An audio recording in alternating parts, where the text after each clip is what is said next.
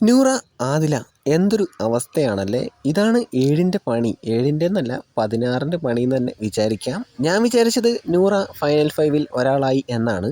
മുമ്പുണ്ടായിരുന്ന സീസണിലെല്ലാം ഇങ്ങനെയൊന്നും ആയിരുന്നില്ല. ടിക്കറ്റ് ഫിനാലെ വിൻ ചെയ്താൽ ഫൈനൽ ഫൈവിൽ ഒരാൾ.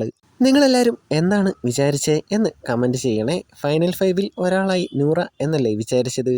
അതോ എവിക്ഷനെ മറികടന്ന് ഫിനാലെ വീക്കിലേക്ക് കയറി എന്നാണോ?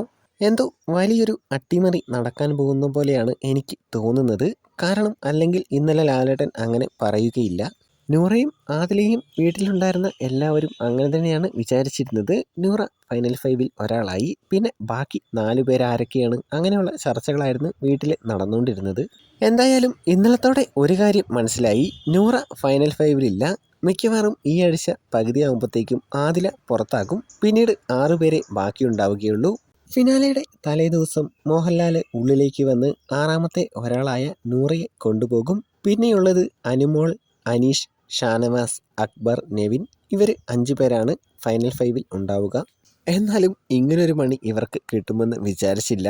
നൂറ ടിക്കറ്റ് ഫിനാലെ വിൻ ചെയ്ത് കഴിഞ്ഞ് ആദിലയോട് പറഞ്ഞത്, നമ്മളിൽ 3 ഗേൾസിൽ ഒരാൾ ഫൈനൽ ഫൈവിൽ വരണമെന്ന് എനിക്ക് നിർബന്ധമായിരുന്നു. ആദിലയുടെ പ്ലാന് പണപ്പെട്ടിയുമായി പോവുക.